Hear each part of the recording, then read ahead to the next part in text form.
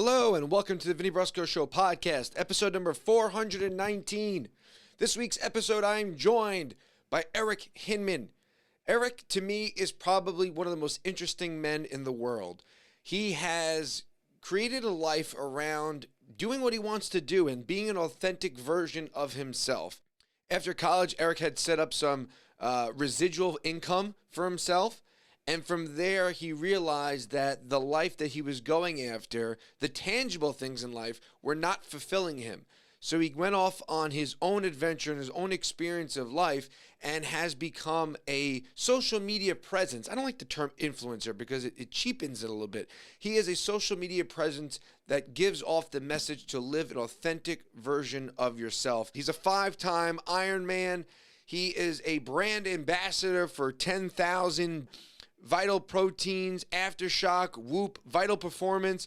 He is a online presence, and he lives a life of authenticity. He's very regimented. He's very structured in his day. And Eric and I got to talk about all of the things that he has implemented in his life, whether it be ice bath, heat sauna, trail running, biking, CrossFit, Ironman. And what shifted in his mind to create this new mindset of a life of health, wellness, and well-being. So to me, Eric is one of the most interesting men in the world and could wear that moniker because he lives truly authentically and lives a life of daily freedom. Episode number 419 with Eric Hinman. Enjoy. Hey guys, this is Eric Hinman, and you're listening to the Vinny Brusco Show. And here we go.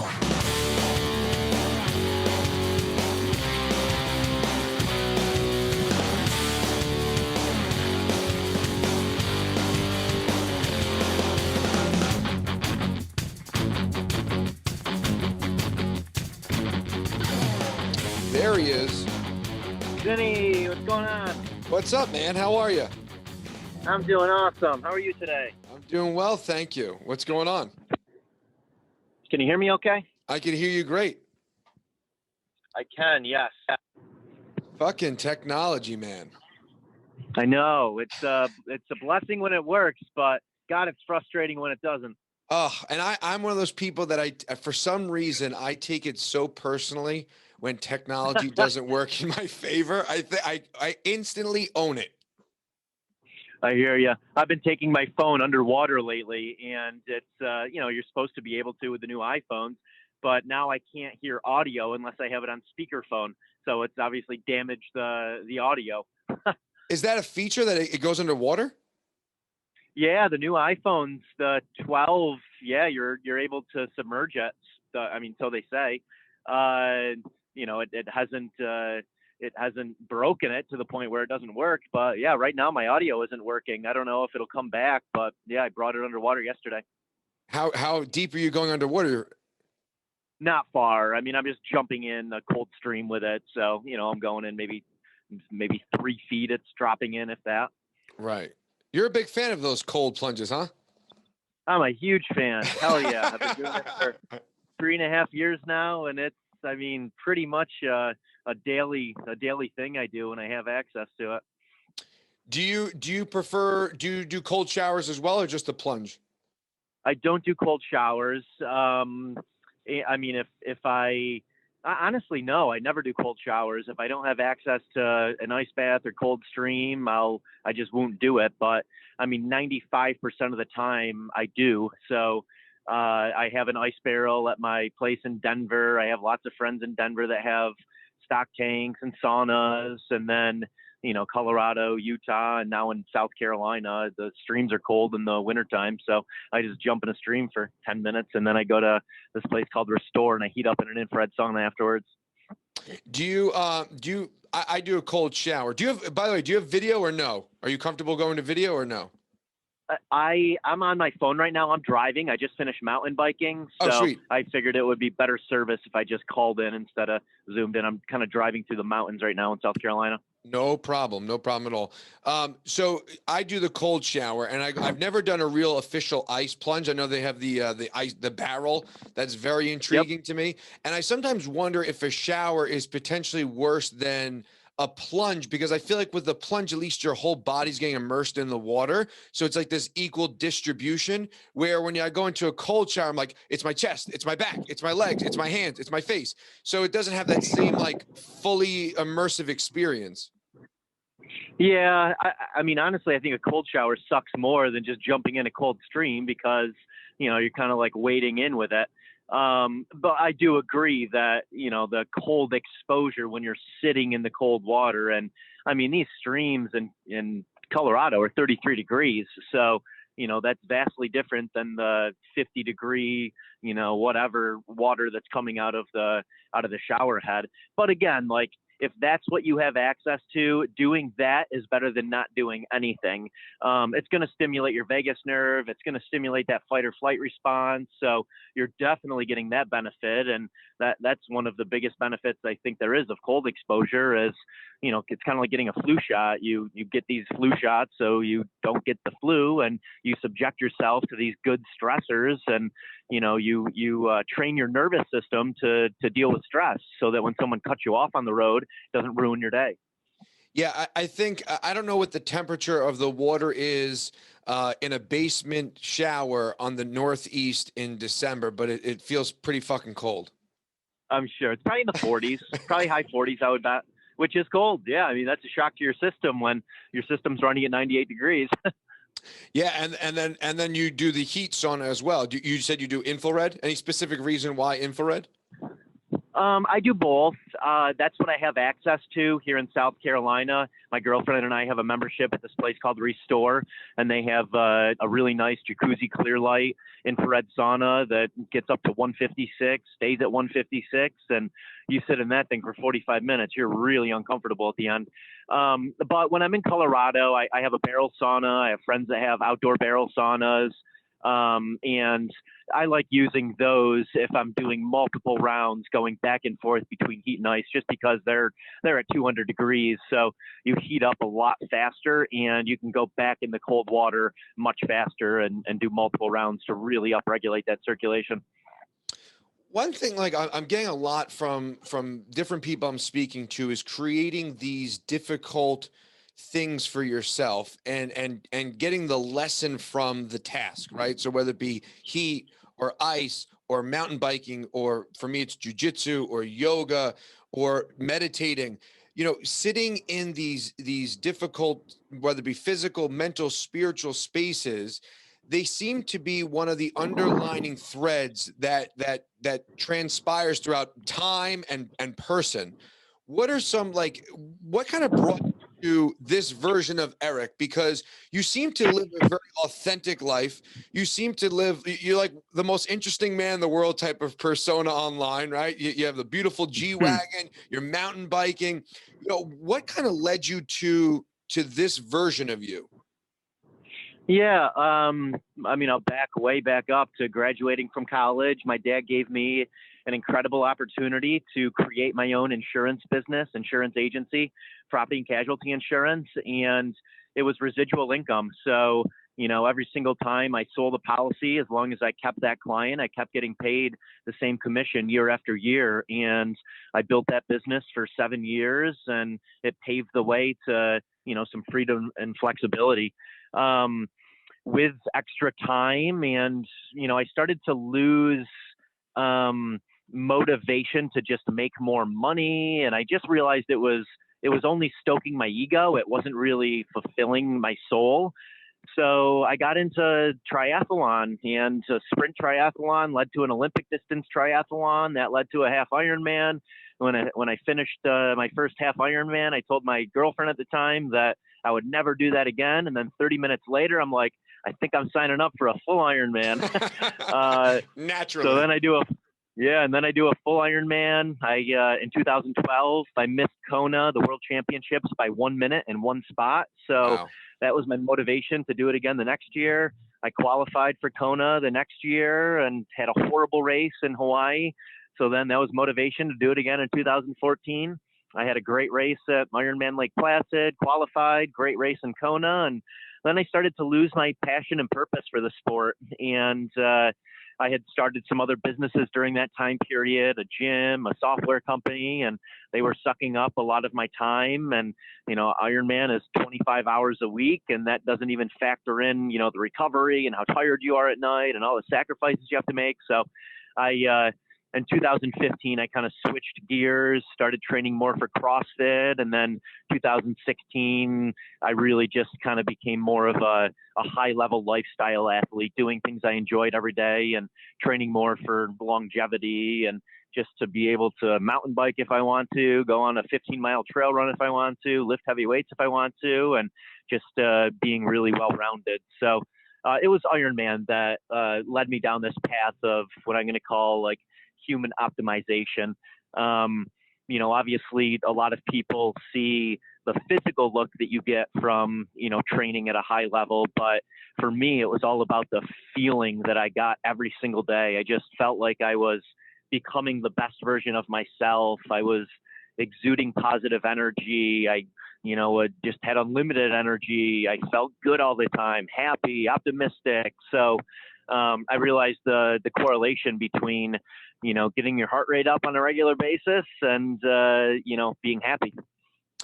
And that's a day in, day out, whether you want to show up or not kind of grind, right? And the realization that, you had that realization early that all these monetary and these tangible things that you were achieving, although beneficial, and obviously they've lent themselves to being where you are now and be able to have the lifestyle that you have now, they were all exactly that, just tangible experiences, and they were fleeting. But the day in, day out kind of grind of waking up, showing up for yourself, or the ultimate version of you, the best version of yourself, is something that a lot of people, I think, have trouble doing because there's that internal dialogue and that internal struggle that we all come across, right? We all kind of come across ourselves in some voice, some version that is preventing us from taking that next step. What are some of the things that you've kind of dealt with in the past, and how have you, like, whether it be voices in your head or your own ego,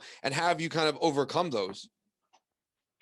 So I know for me that like exercise is my medicine. If I'm feeling off for some reason, I know that I can exercise, and that's basically a mind hack for me, a mood enhancer. Same thing with the heat and cold. I mean, I know those things instantly change my mood.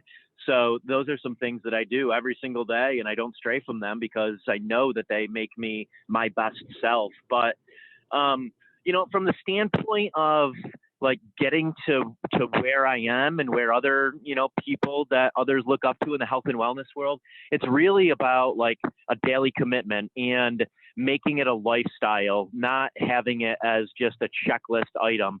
It's a lifestyle for me. The 2 to 3 hours of exercise I do every single day, it's as easy as, writing an email for most people. I don't dread it. I love it. Sometimes it hurts in the moment, but I know I'm going to feel great afterwards. And I've just kind of embraced that discomfort, that I'm going to call type 2 fun, where, you do something because you know how great you're going to feel afterwards, instead of like drinking where you might feel good in the moment, but you feel like shit for the next day and a half.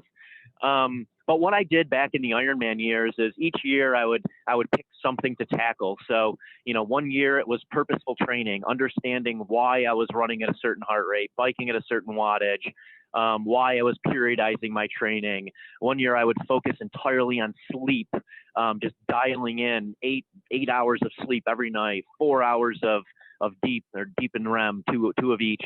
One year was diet, just like really lasering in and tackling diet, getting that on autopilot. One year was recovery, getting that on autopilot. It's really like picking one thing each year to focus on and then breaking it down day by day. I would put a reminder in my calendar every single, if I want to start practicing yoga, like every single day at 9:30 in the morning for 60 days, I'm practicing yoga. And then it just gets on autopilot for me and I don't have to think about it anymore. So that's what I would do for all of those different disciplines. I would, basically create the routine by doing it every single day for 60 days. And then, after a year, it's just kind of ingrained in you. And then, in the next year, you pick something else to really tackle and work on. But I think too many people get overwhelmed with all of the components. And, again, it's, for me, it's been a 10-year process to get where I am right now. So it doesn't happen overnight, but, it's so worth making that daily commitment so that, 5 years from when you start living a life of health and wellness, you're just this different version of yourself.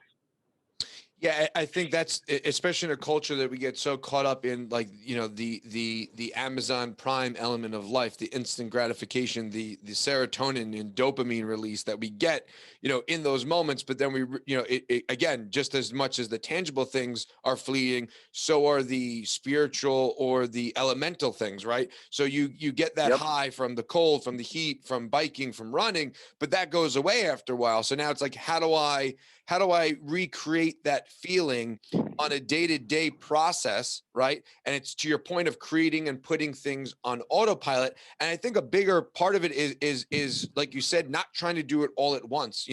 This past week I did all carnivore. I just ate carnivore. The week before that I did all raw fruits and vegetables. And yeah, could I have done it for a month? Yeah. But I did it for a week, and I was just like, I just want to recharge. I want to reset everything, see where I am, and see what I want to implement where, right? So even just doing it on the micro is beneficial, because now you have a little bit more information, a little bit more data that you could use in the next opportunity to change yourself or towards growth. Yeah, it's all about tinkering and being mindful. I'm curious how I've been on more of a carnivore diet lately, which is something I kind of stayed away from red meat for the last 10 years. Not entirely, but very rarely had a steak, and I've been having a steak almost every night for the past month. I'm just curious how those different diets, how you felt on the raw diet versus the carnivore diet. So I don't have an outlet that's as aggressive as I would like. My jujitsu is maybe once or twice a week. I'm not doing any heavy weight training. My major practice is probably yoga right now. So Yep. I think the raw fruits and vegetables lended itself well to the yoga kind of aura around me, right? It was a little bit more light, a Sure. little bit breezier, energetically, not as, exhausting. Where I think that if I had a little bit more of an aggressive outlet, whether it be CrossFit or jujitsu on a regular basis, I think the carnivore diet probably would have been a little bit more fueling. Where when I was just on a carnivore diet doing yoga and jujitsu here and there, it seemed to be just I felt heavier. Obviously you're Yeah. consuming nothing but meat and eggs, and I didn't eat a lot of fish either. So it was really just red meat, some chicken. So I think it was too heavy for my outlet right now. Yeah. Interesting. Yeah. I do plant-based for breakfast and lunch, and then I've been having a ribeye or a strip every single night for dinner. And I've definitely gained some mass from doing that. So I feel like stronger, I feel heavier, I feel more powerful, but I don't feel like what you said, and I'm not as light. So, it does affect like the running. It's so hard to figure out, like, what is that perfect point where I'm fast, I'm powerful, I'm strong, because obviously weight moves weight, and it's just kind of a never-ending battle to figure out where that perfect optimization is. Yeah, I think I found the sweet spot when I was really honed in on like my CrossFit workouts and like a really like weighed out micro count. When I was counting my macros, I was just so dialed in. I felt the best. So it was, it wasn't just getting rid of all the carbs. It wasn't just, only raw fruits and vegetables. It really is a balance of everything, but it's also how you're outputting, right? So if you're just eating, even if you're counting your macros, but you don't have the output, it's kind of just, you become like lethargic. And like I said, you just feel heavier and not as like energetically free, if that makes sense. Yep. You do the one thing I probably hate the most, which is a lot of running. How did your relationship with running like become so, it seems to be your go-to? How did you form that relationship with it? It is just because it's that one thing that you can do anywhere. If I'm in, Kauai and the roads suck for biking and it's too humid to, really kind of grip a barbell or use the rig to do pull-ups or anything, I just always resort to running. So, it dates. I ran cross country and track in high school, so I have a running background dating back to, my teen years. But it was really through Ironman where I just built this incredible durability and aerobic capacity foundation from 2010 to 2015, and it's it stayed with me. I've had a couple periods where I've taken 4 to 5 months off of running, and it only takes me about a month now of frequent running to get back into really good running shape. And again, it's like it's kind of like strength training for a lot of these, very strong athletes. Like once they've hit a certain max, it's fairly easy for them to get back to, 90 or 95% of that max, even if they take time off because, their body's already conditioned for that. Yeah, the muscle memory kicks in. Yeah, muscle memory kicks in. But it really came down to frequency. I was running 5 days a week for 6 years, and that just built up tremendous durability and also just the mental toughness around it. Right now I just started a run block in prep for this high rocks competition I'm doing in April, and I've run the last 3 days. I certainly feel a little more beat up than I normally do because my body isn't used to all of the impact. But I know for the next month I can run 28 of the 31 days and get really run fit, and very unlikely will I subject myself to injury. Would you get a different kind of flow state with running in comparison to biking? Great question. So I love this conversation. Yes. So I found that when I combined aerobic or even anaerobic exercise with a highly risky discipline like mountain biking, where you have to be just dialed in the moment the entire time, my presence is so strong that that's the strongest flow state I can get in. So I don't do this often, but like rock climbing, things where there's high risk, you have to be completely present and dialed into the moment. Even comparing like downhill trail running to pavement running, I tend to get in much more of a flow state trail running than I do just running on pavement because again, like I'm in the moment, I'm watching the rocks in front of me, I'm just really dialed in. So there's kind of levels to it, but also if there's like an incredible view, I'm running in pavement through the mountains or along the ocean, that also really puts me in a tremendous flow state because I'm very present in what I'm looking at. So, there's different versions of it. What I don't like doing is like running in a busy city where I'm constantly interrupted by traffic lights and, cars honking. So, there's a way also to make some of this stuff where you don't get into flow state and you could be doing it somewhere else and get into flow state. Yeah. Do you use headphones? Do you listen to any music, or do you kind of just pay attention to your breathing and repeat every single time I go out? If it's a 3-hour bike ride, I listen to one song on repeat. Do you? I found what's the song? I vary the songs. It's often like Deza or Rufus, something with just like a very melodic house type beat. But yeah, I've noticed that is another thing that enhances the flow state because your mind doesn't really know what time it is. It's just the same thing going on over and over and over. Yeah, because you can kind of. I remember when I was doing Murph, I listened to the first full Slipknot album, and you can kind of have an idea of where you are in the duration of things based off of the track. It's like, all right, the average song's about 4 minutes. I'm here. I'm in 3 tracks in. Okay, I'm about 12 minutes into this workout. So you can kind of information chunk where you are in the grand scheme of things. Where if you're listening to the same track that's just kind of a beat and kind of flows into the next track. Or into the same version of it, you can kind of just get lost in that melodic element.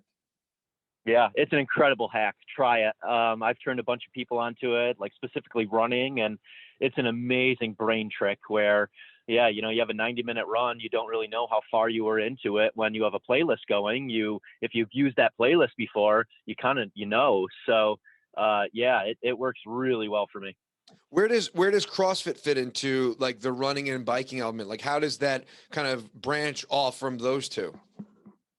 So lately I've been doing more CrossFit and mountain biking and a lot less running. I just started ramping the running back up again, but it's, if I'm training for, a strength or CrossFit type competition, then CrossFit is gonna take the priority. If I'm training for, a trail run or high rocks or some kind of obstacle type race, then running is going to take the precedence. But I honestly feel the best when I am maybe running 1 or 2 times a week, no more than 5 miles, 6 miles. And when I'm doing CrossFit 4 to 5 times a week and mountain biking almost every single afternoon. The mountain biking for me is almost like active recovery in that, it's just keeping that circulation going from, lifting the heavy weights or running in the morning. So I love biking. But yeah, CrossFit and mountain biking, if you told me I can only do 2 things for the rest of my life, those are the 2 things that I would choose to do, knowing that I feel my best when I'm combining those 2 things. And, obviously that's a lot of volume. I'm also doing recovery every single night, doing the ice bath, doing the sauna. If I'm traveling and don't have access to those things, I have to back off quite a bit on anything that's going to be high impact. So, I'm backing off on squat cleans and snatch and, anything where weight is crashing down on me. I'm backing off on the running and, trying to do more like cycling or body weight type exercises. How much of this do you kind of test against the guides of doctors? And, because a lot of people with CrossFit, they go back and forth in the health and fitness world of it's high impact, it's a lot of weight, form. I herniated a disc doing CrossFit and everyone's like, well, you shouldn't have been doing CrossFit. We're like, no, it was the straw that broke the camel's back. Like it was inevitable that was going to happen. It wasn't CrossFit's fault that I herniated a disc. It was just life. It happens. Have you fallen under the guides of like doctors for any of this stuff, or is it just more of like you go based off of how you feel? I've, knock on wood, been injury free since 2016, 2017. And again, ever since I started doing the regular ice baths and sauna, it's been just a blessing. In 2016, though, when I really made the switch from triathlon to CrossFit training, I tore my MCL. My shoulders were constantly fucked up. I kept straining my what the hell is it called? The little muscles or tendons in between your ribs, which hurt when you sneeze or when you go around a corner in the car. Oh, that's the most awful injury. And it was my fault though. I mean, I was doing 4 hours of volume every single day, CrossFit volume, and I was doing way too much without having built the foundation for it. And I was metconning a ton. So, now, I mean, I only metcon, meaning really redline, maybe once a week. The other times, even though it looks like I'm, going hard and doing a lot, my heart rate's 140, 150. I'm doing it pretty controlled. So yeah, I've learned how much I can do on a regular basis without pounding myself into the ground and being able to do it again the next day. And that's also one of the reasons I really don't enjoy competing anymore, is because you go so hard in competition that A, you're subjecting yourself to injury, and B, I have to taper before, and then I have to, take some time off afterwards. And again, I'm doing it because I like the way I feel day in and day out. I think one of the important things in training is really having that mindful approach to training and not just using your body's, appearance or even the feeling of working out and using that as a blanket, right? But kind of really being mindful in your approach to whether it be, like I said, CrossFit, biking, running, jiu-jitsu, yoga, and knowing okay, am I hurt? Am I injured? There's a difference there. Where can I dial in? Where can I dial back? And then the realization of we really do limit ourselves and cap ourselves, and we have to kind of fight through that and push through that. But, err to the sides of caution a little bit, but be aware of what your body's communicating to you. 100%. I want to ask you, I know you're very regimented, down to, you have the same salad every single day. what is that salad? And B, what does your day in and day out look like? So yeah, the salad that I would have in Denver is kale, tomatoes, 2 scrambled eggs, like a cup of rice, gargonzola cheese, pecans. It's so good. It's at this place called Green Seed. When I'm here in South Carolina, I'm honestly making like plant-based smoothie bowls throughout the day. I'll have one after my CrossFit workout, and then one after mountain biking, and then I'll have like a steak and potatoes, or a steak and rice for dinner in the evening. And then when I'm in Denver, same thing for dinner. I've been doing that steak, but prior to that, it was again just like a giant salad and eggs or chicken or salmon. I go out to eat fairly often, but I've found restaurants where I don't like have to think about the menu. Like I know what the healthy items are that are satiating on their menu, and I just go to the same places all the time and get those same menu items. So, I mean, that's obviously why meal prep works, is because you're putting eating on autopilot. And I kind of do that same thing with wherever I'm going. Even if I'm traveling, I usually will research, a place I'm going to and find, 3 to 5 restaurants near where I'm going to be, look at the menu prior to going and know exactly what I'm going to get. So, it's when you start when you start making decisions around eating that you start overeating or eating the wrong things. It's to me, it's really about like a bandwidth thing, right? Like you could only put in so much data, chunk so much data, and have an output of your best ability, right? So if you can, Yep.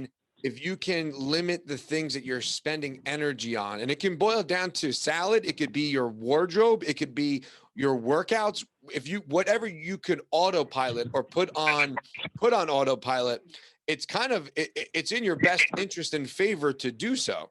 What other elements of like life have you put in autopilot or kind of, limited the bandwidth consumption? Pretty much everything. I mean, my days are very much the same, but within that, there's variety. I mean, I'm usually doing CrossFit at the same time every day. I'm mountain biking at the same time every day. Trail running, doing recovery. Like everything is kind of built in, and even calls. Like, I generally do calls combining it with lunch. I know I have to eat lunch every single day, so I just combined any meetings or calls with lunch or dinner. So everything is really on autopilot.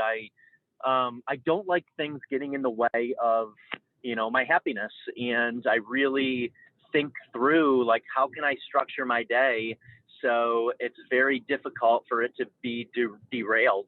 And I think that's so important. And if you have the ability to do that, I mean, obviously I don't have kids. There's, some things that, I'm fortunate that, allow me to have that freedom and ability to really dictate my structure. But I do believe that, I mean, take care of yourself first. And then, when your cup is overflowing, you have much more to give to others. Yeah, and that's a mindset that we culturally don't really subscribe to, right? The idea of happiness in general, right? But the idea that, it's considered selfish, right? Oh, that person's selfish, or they only think about themselves. And I agree with you wholeheartedly, is that, I can't be the best husband, I can't be the best father, I can't be the best employer, whatever role you have, you can't be the best version of yourself if you're pouring from an empty cup. And whatever fills your cup, it's better to lean into that first and foremost, rather than kind of lean into the other things and then try to find that balance. Yeah, so true. And you're right. It's not the perception of most, but I feel like once you get to that place and you realize that, you're not being selfish and that you're making others even happier by just exuding that positive energy. And, because this world is made up of energy, it's a complete different world you're living in, and for the better. What other, do you do any meditation? I know you mentioned yoga. Do you do any journaling, meditation, flotation therapy, anything with a little bit more of a heady approach? I don't. I was practicing yoga for a while. With COVID, I got out of the routine of doing it, unfortunately. I really did enjoy it. But, I consider, like, when I'm mountain biking, I'm doing it alone every single day. Oftentimes when I'm doing my CrossFit workouts, I'm doing it alone. So I build a lot of solitude into my day. And, while that solitude is combined with aerobic activity, I consider that a form of meditation because my mind is still during that time. I'm not being distracted by, any outside stimuli. What are some things that you've kind of like, because again, for me, a big tool has been the sensory deprivation tank and going inward, and having those radical conversations with myself and having those authentic conversations with myself and facing my own, what do you want to call them? Demons, dragons, darkness, whatever, shadow work, whatever you want to call it. For me, that's been a big tool for me. Do you get that same kind of internal dialogue? Because I can imagine I've done CrossFit. I did it for a while, not to a high level, but at my local box. And I know it can go back and forth where you can get into a comparative narrative with the person next to you. Now you're doing it alone, so it's a little bit different, but you can get into that narrative, or you get into the clock as your enemy, or you can kind of come across these different hurdles in a CrossFit workout. Whereas like with the silence or meditation, it's really just that own internal dialogue that you can't find an outlet to put it on. Do you come across that kind of internalness as well? I do when I'm doing those activities. I mean, honestly, like my years of Ironman training, I was biking for 5 hours in my home gym by myself. I mean, I had all sorts of time to just think. And that's when I was like the most creative. That's when I manifested kind of everything where my life is today. So, just associating it back to that, I've never done any kind of like, medicine ceremonies or big trips, but, from friends that have done that, I correlate my Ironman training days to having those just eye-opening moments where I had tremendous mental clarity and was able to really design my days and design my life from my mind being so still during that time period. Yeah, we definitely, culturally have shifted in plant medicines and ceremony, which definitely are serving for a lot of people. And now you're seeing way more of a shift culturally with things like psilocybin and using it for healing. But, it's not to say that you can't find that same headspace, whether it be, I had a very profound experience surfing for the first time. It was a terrible experience after that because I was just getting whaled by the waves. But that paddling out for me was very, very moving, very, very, very, very spiritual.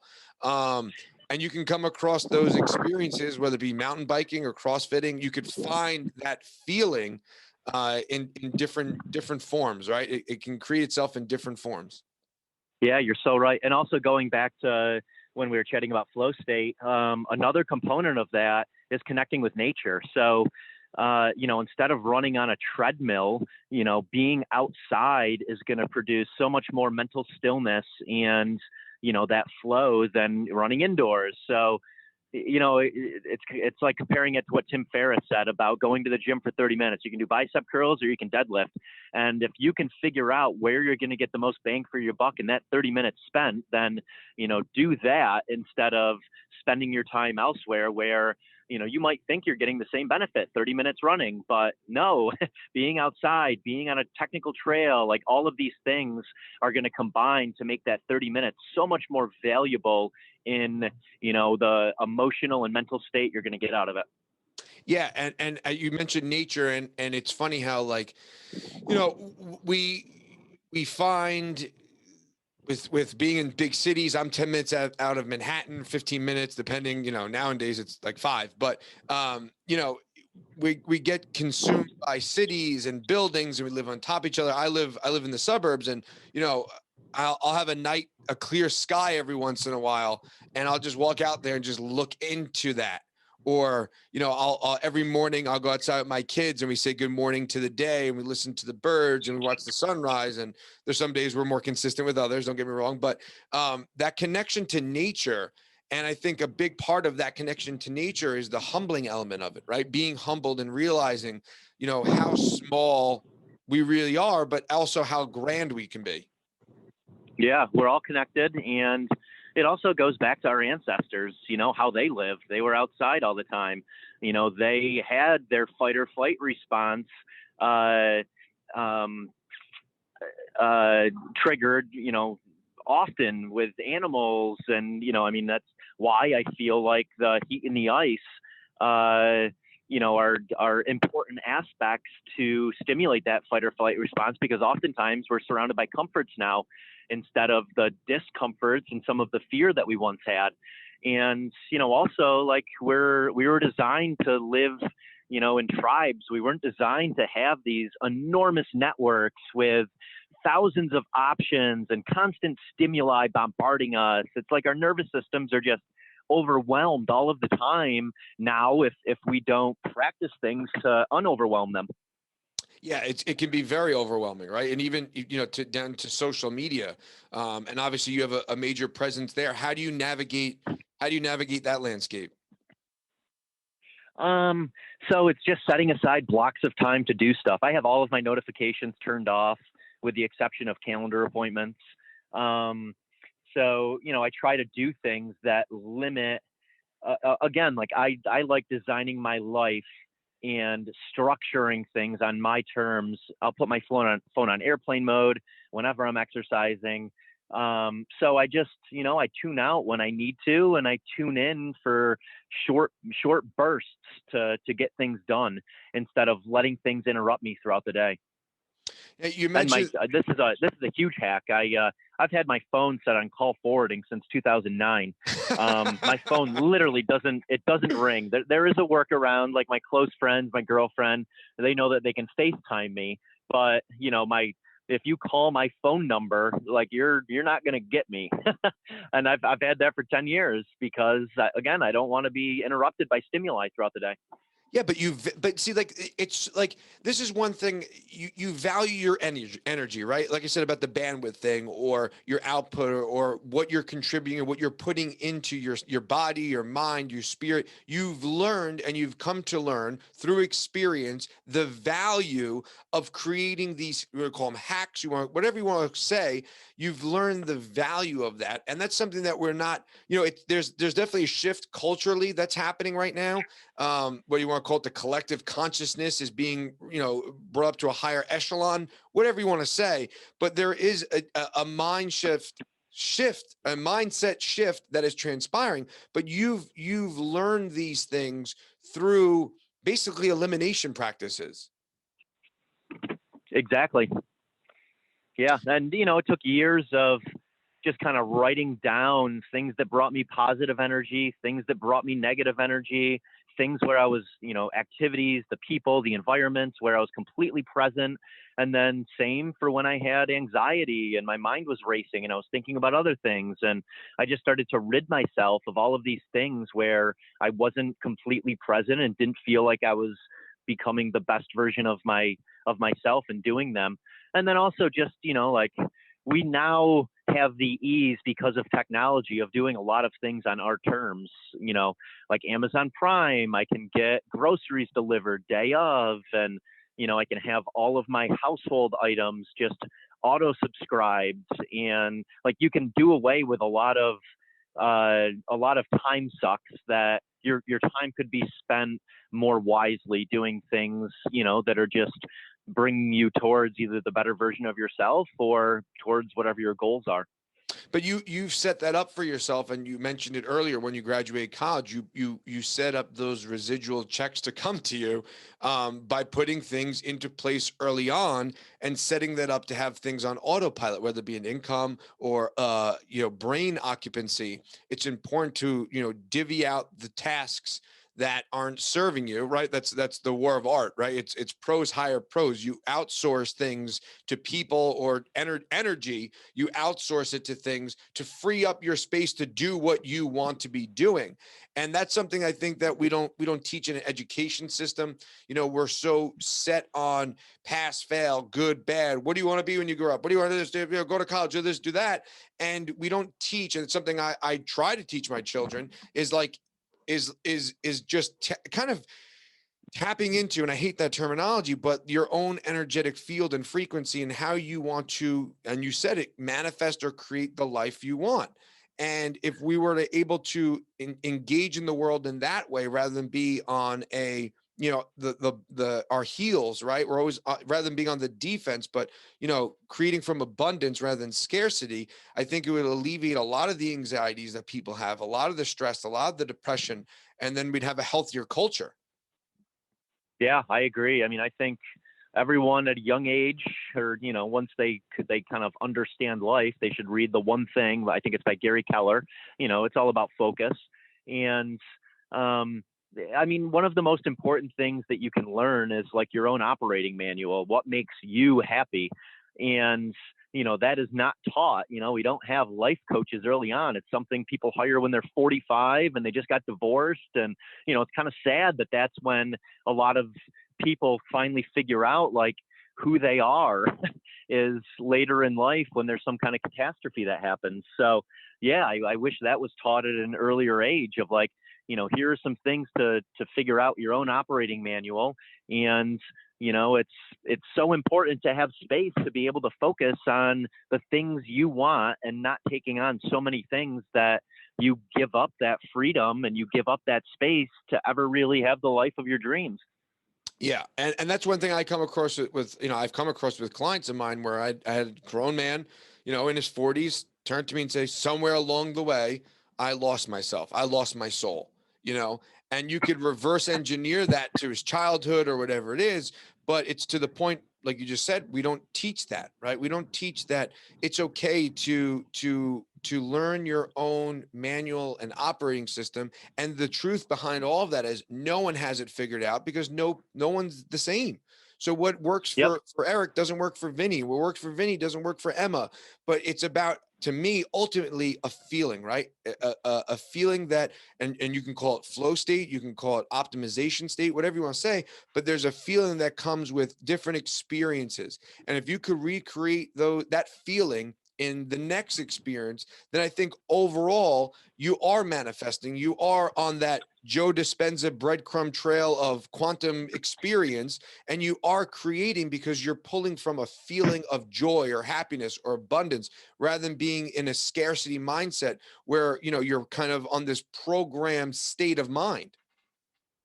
Yeah, so true. And, I like to tell people like the chapter I'm writing right now is just like living out perfect days. And I feel like so few people, break it down to just that. Like, what's my perfect day? And I mean, Aubrey Marcus wrote the book, Own the Day, Own Your Life. And it's so true. Like, if you can figure out how to like design your days, like you're going to live a great life. But too many people think about like too far down the road, and they think about like the picture perfect life that society tells them that they should have. And yeah, they never really figure out what their perfect day is.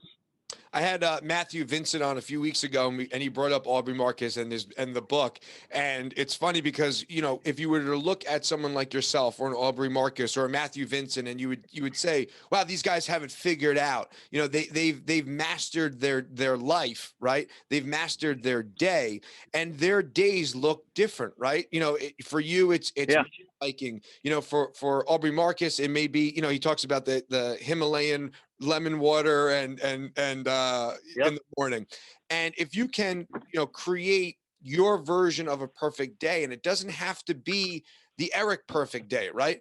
It could be pieces of your perfect day that ultimately add up. And the more you progress in creating your perfect day, you start to add in the good and eliminate the bad, right? Air quotes around Exactly. both terminologies.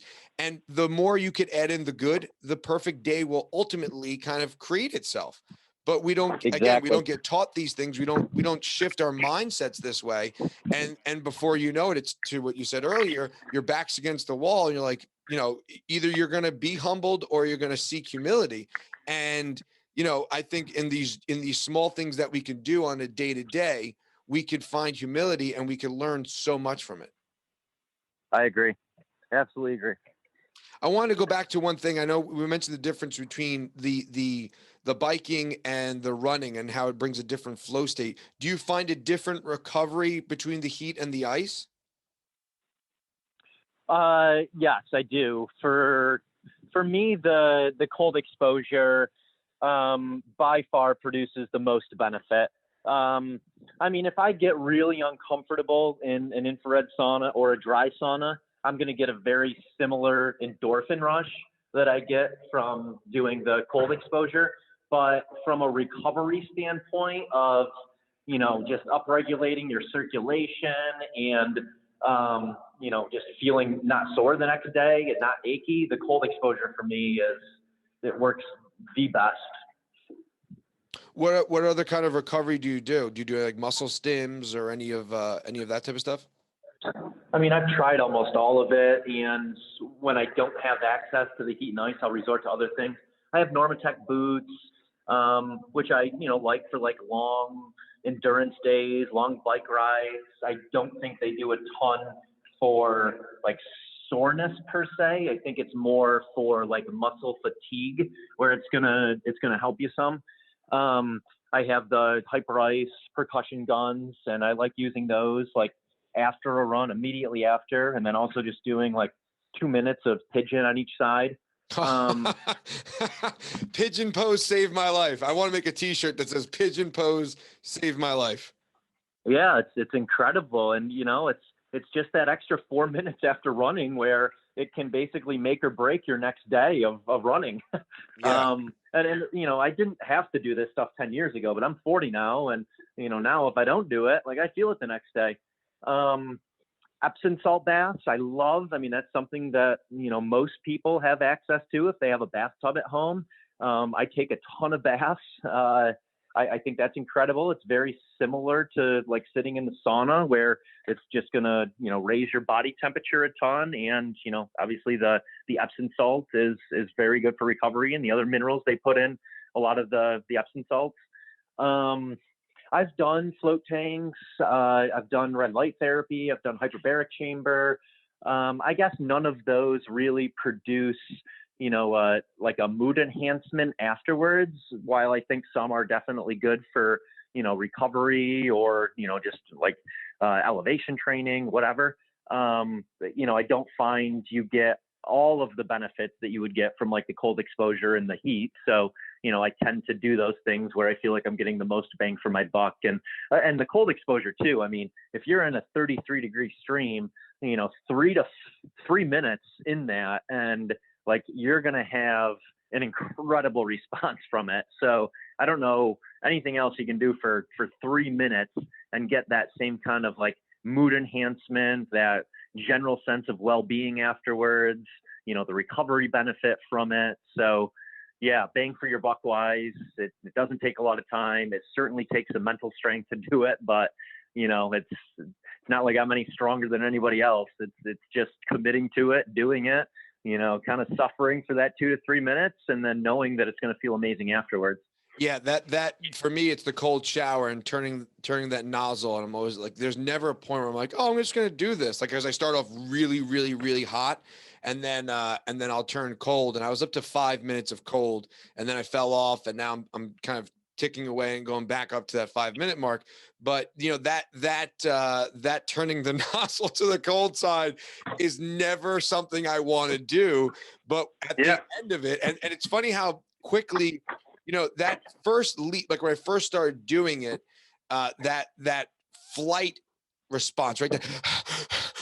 Freezing cold, shortness of breath, tightness in the chest, all of that came on and took longer to dissipate.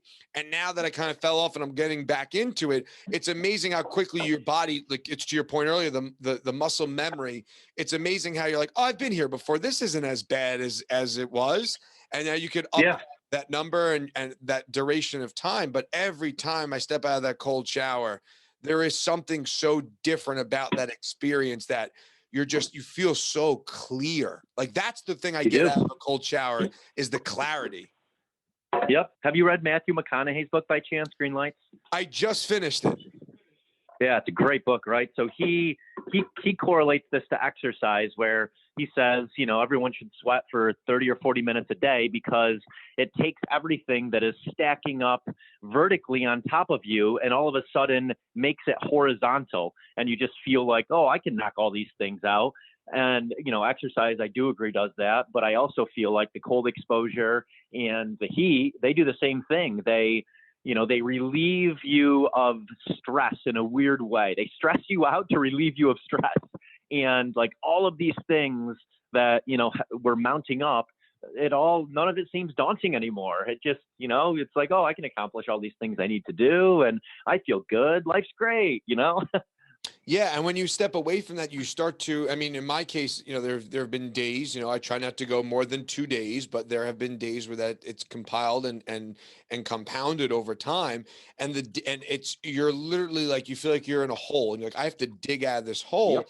And you're almost, you have so many things that you can lean into to, luckily, whether it be for me, it's meditating. Sometimes it's journaling, but a lot of it's meditating and stillness. Sometimes it is movement, right? Sometimes it's like, I need to go ride my bike or something like that.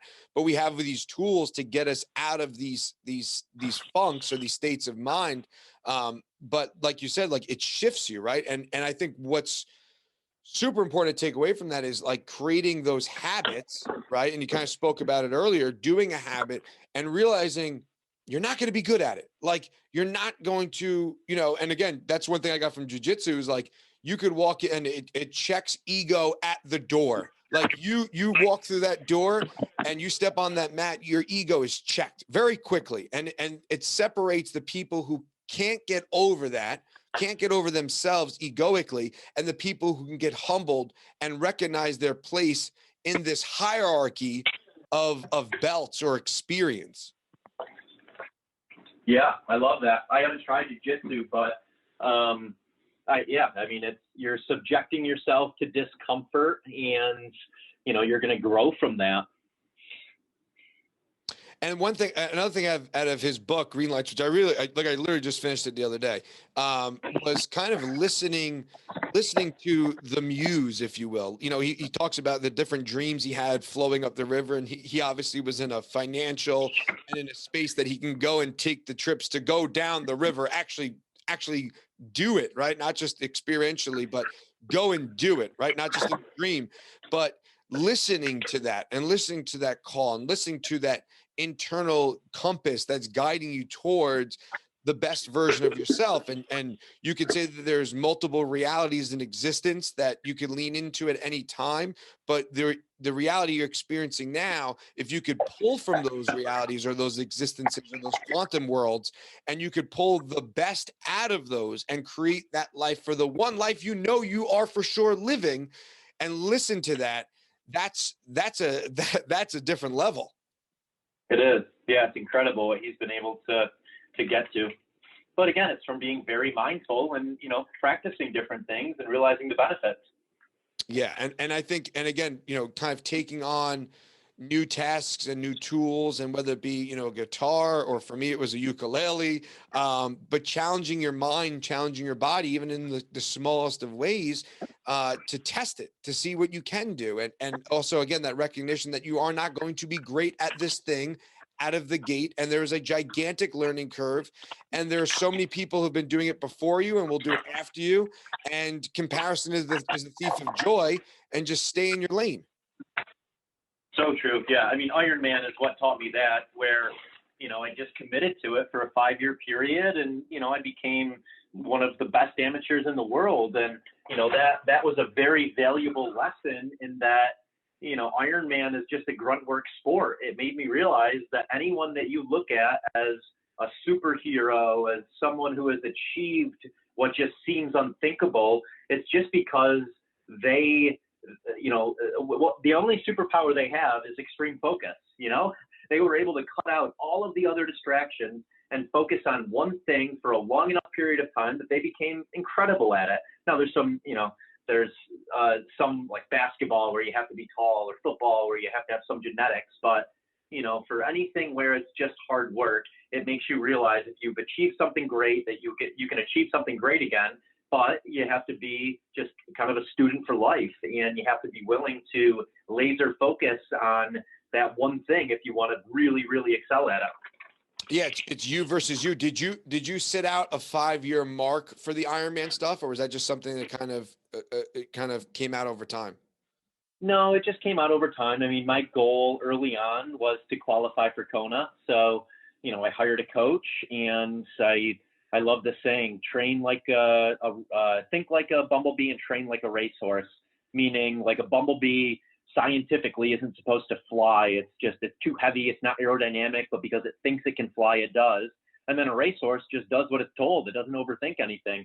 And I did that for, a 3-year time period that allowed me to qualify for Kona, where I just was laser focused. I didn't let distractions come in. I trusted the process.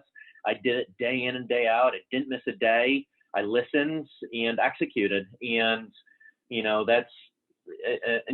led to success after 3 years, and I continued doing it for 2 years thereafter. But, and with mountain biking, I've been mountain biking for about 3 years now, and I'm just now starting to get like pretty good at it. So, it's taken that same thing from Ironman and applied it towards mountain biking of, if I want to be really good at it, I have to do it every single day. And, by doing that every single day, I need space to do it. So that may mean I'm not doing something else.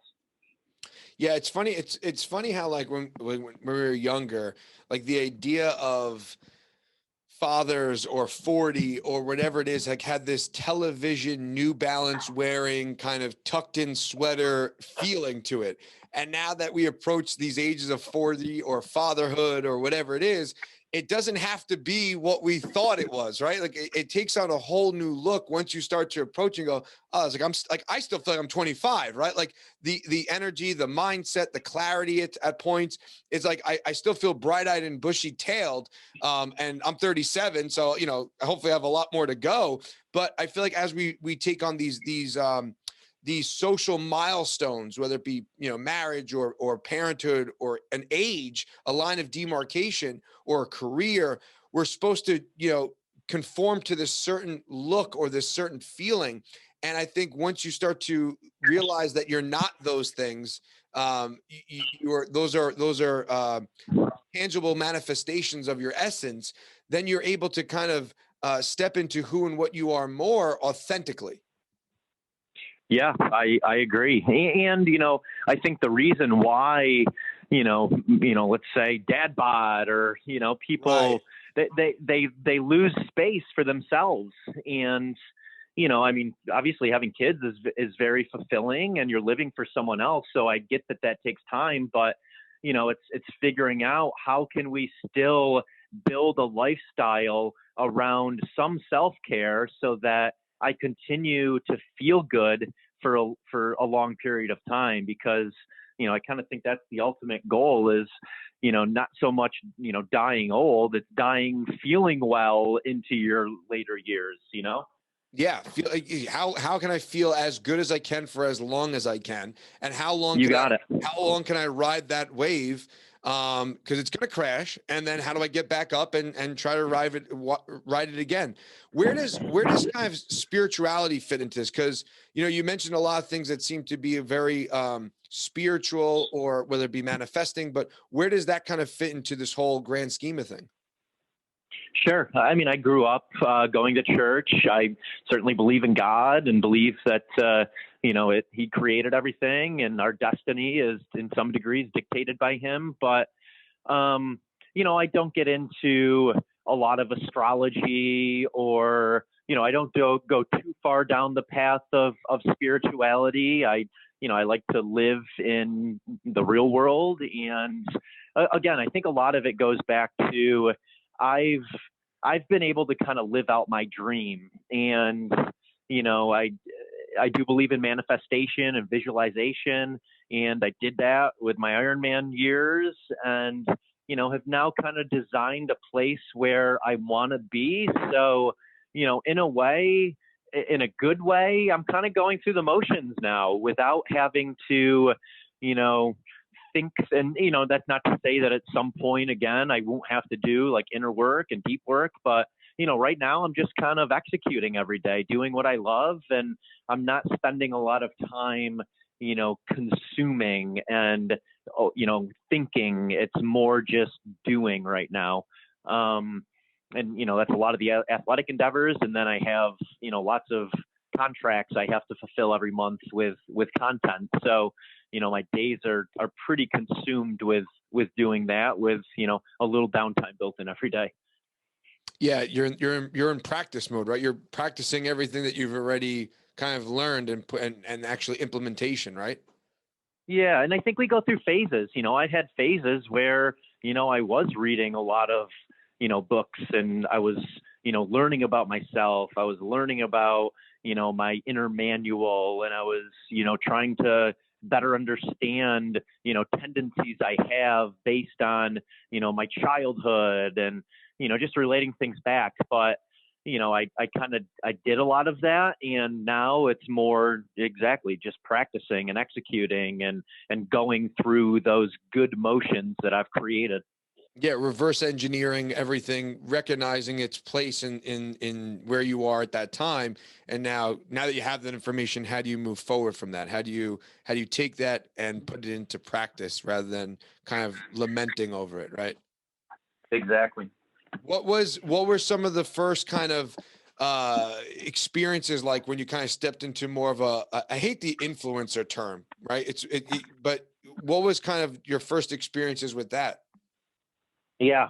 In 2016, Oakley invited me to spectate the Ironman World Championships and product test their new Radar Pace sunglasses. And I think I had maybe 10,000 followers at that time, but that was the aha moment of, wow, like big brands are going to start shifting their marketing dollars towards, people with an audience. So, from kind of that trip forward, I started thinking of, Instagram as more of a personal brand, adding value and, building a captive audience with it, as opposed to just posting, here's my cool lifestyle and here's a cool picture. And as I started adding more value, I got more eyeballs. And as I started doing more brand deals, more brands reached out. It's just kind of a snowball effect. And then in 2018, I hired a longtime friend, and he was the head of PR for Men's Health, and now he has his own PR firm and influencer agency. So I hired him to manage all of my deals and manage the invoicing. I'm a big proponent of delegate, automate, and eliminate everything that someone else could do and do better than you. So for me, all I do is the content creation and live my life, and everything else is, delegated out. I don't want to deal with, did this client pay me? I don't want to deal with negotiating contracts. I don't want to deal with non-competes. So, he deals with all of that, and I pay him a commission. So, that really took a lot off my plate and enabled me to take on more deals because, then I'm just creating. And, over time, I've also been able to, only take deals that I really want and that align with my lifestyle and, don't really feel like work. It's like, I'm going to be wearing 10,000 every single day. I'm going to be wearing my Whoop every single day. They're companies whose products I love and use. And, it's easy to create content around them when, it's on you every single day or you use it every single night. So, and obviously that's good for the audience too, where it's very authentic. And I also like working with brands that not a lot of people may have heard of, and when I work with a GNC, I just kind of feel like, they're buying me as a billboard, and I'm not really adding that much value for them. And I'm not really adding that much value for my audience. But, when I work with a smaller brand like Beam, that, most people haven't heard of, they have an amazing product, and educating my audience on kind of the latest and greatest. Yeah, and that's one of the perks of social media. Obviously, there's a million of them, but this kind of handcrafted artisan approach to things has shifted. And again, people want that personalized touch now, whereas thought process of the past was a little bit more of a corporate structure, big business, and then you have companies like Whoop or 10,000 that can get to that level, but they're so much more authentic and homegrown and individualized, and they're not this big corporate conglomerate. Not that there's anything wrong with capitalism, none of that, but there's opportunity for the small guy to pay his bills and then some. Exactly. Yep. That's awesome, man. I wanted to ask you one last thing. In regards to you mentioned a little bit of the spirituality practice and your upbringing. What did you want to be when you were a kid? Oh boy, I mean that shifted a bit, but initially, yeah, when I was a very young child, and this relates back to a recent trip that my girlfriend and I just took to Moab.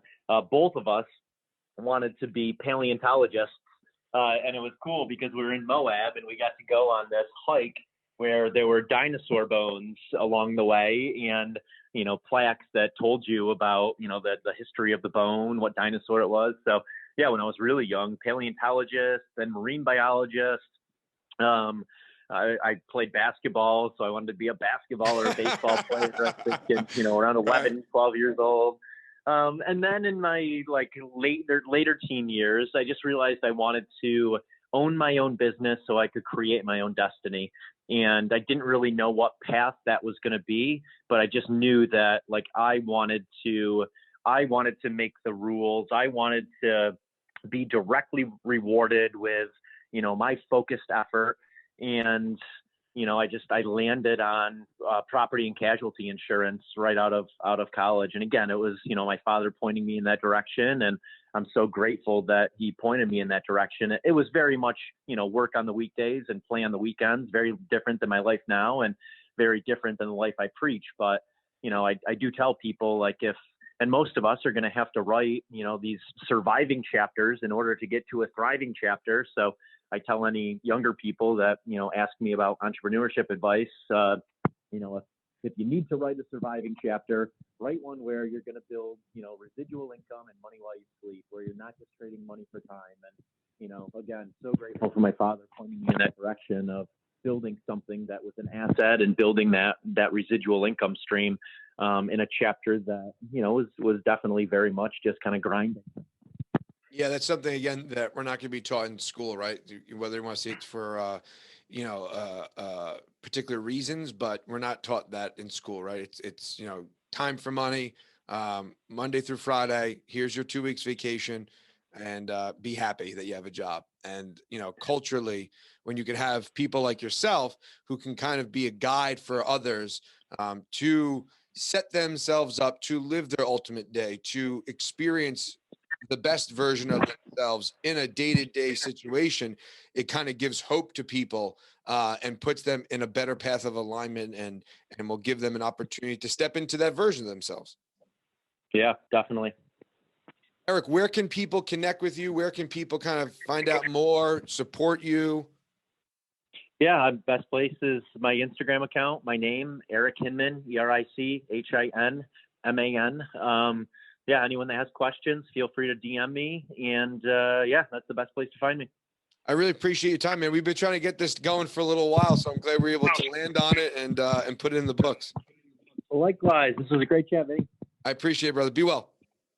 All right, have a good one. Take care, brother.